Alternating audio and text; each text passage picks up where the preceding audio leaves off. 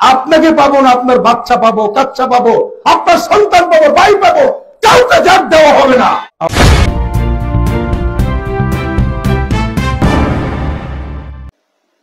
প্রিয় দর্শক, আসসালামু আলাইকুম। আপনারা যেখান থেকে দেখছেন প্রত্যেককে শুভেচ্ছা অভিনন্দন। দর্শক, আপনারা দেখছেন ইউটিউব চ্যানেল খবর টিভি। প্রিয় দর্শক, আজ নোয়াখালীতে বিএনপির একটি অনুষ্ঠানে বিএনপির একজন নেতা তিনি যে বক্তব্য দিয়েছেন সেই বক্তব্য শুনে আসলে মানুষ হতাশ।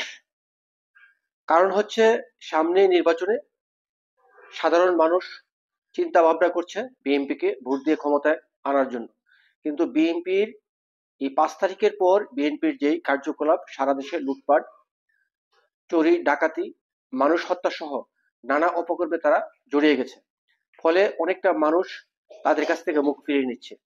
আবার এর মধ্যে সেই বিএনপি নেতা বলছেন বিএনপি ক্ষমতায় আসলে আওয়ামী লীগের নেতাদেরকে না পেলেও তাদের সন্তানদেরকে পাবে, তাদের সন্তানদেরকেও তারা পেলে হত্যা করবে, তারা যেখানেই পালিয়ে থাকবে তাদেরকে বের করে আনে তাদেরকে নির্মমভাবে হত্যা করবে।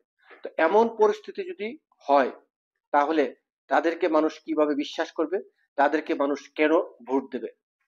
অনেকটা হতাশ করেছে এই নেতার বক্তব্য। সাধারণ মানুষকে যেমন হতাশ করেছে, আমি নিজেও ব্যক্তিগতভাবে হতাশ হয়েছি। মানুষ আওয়ামী লীগের পরই কিন্তু বিএনপির উপর আস্থা রাখে, বা বিএনপি বেশ কয়েকবার রাষ্ট্র পরিচালনা করছে, তখনও তো কিন্তু তারা লুটপাট সহ অনেক কিছু করেছে। আওয়ামী লীগ যেরকম লুটপাট করেছে তার চেয়ে অধিক তারাও লুটপাট করেছে। আসলে মানুষ কাকে বিশ্বাস করবে, কাকে ভোট দেবে? এখন মনে হচ্ছে যে এই দুই দলের চেয়ে জামাত অনেকটা এগিয়ে আছে, কারণ তাদের আচার আচরণ আগের চেয়ে অনেক পরিবর্তন হয়েছে। ফলে মানুষ কি তাহলে জামাতের দিকেই ঝুঁকবে?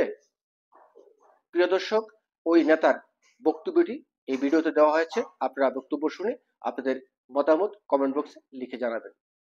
আওয়ামী লীগ থাকবে না আমরা থাকবো, সামনের নির্বাচনের পরে আমরা আওয়ামী লীগকে দেখবো। আপনাকে পাবো না, আপনার বাচ্চা পাবো, কাচ্চা পাবো, আপনার সন্তান পাবো, ভাই পাবো, কাউকে জাত দেওয়া হবে না। আওয়ামী লীগের সোনার ছেলেরা কোথায় আছে আমরা জানি, কে রাতের বেলায় কার কার কাছে থাকে আমরা জানি, বিএনপির কোন কোন ভাই আওয়ামী লীগের সঙ্গে যোগাযোগ করে সেটাও জানি। একদম স্পষ্ট ভাষায় বলতে চাই, আওয়ামী লীগের সঙ্গে কোন সম্পর্ক থাকা যাবে না। আওয়ামী লীগের সঙ্গে যুদ্ধ হবে সামনের নির্বাচনের পরে। আমরা কিন্তু আগামী নির্বাচনের পরে দেখব কারমা আছে কারমা নাই। বিদেশে গিয়ে পার পাবেন না। আপনি বিদেশ যাবেন, আমরা যেরকম দোকানে বসতে পারি নাই, বাংলাদেশে থাকতে পারে নাই, তা আমরা কি সেটা ছেড়ে দিব? আপনাকে পাবো না, আপনার বাচ্চা পাবো, কাচ্চা পাবো, আপনার সন্তান পাবো, ভাই পাবো, কাউকে জাত দেওয়া হবে না, কাউকে জাত দেওয়া হবে না। আওয়ামী লীগ থাকবে না আমরা থাকবো, সামনের নির্বাচনের পরে আমরা আওয়ামী লীগকে দেখবো।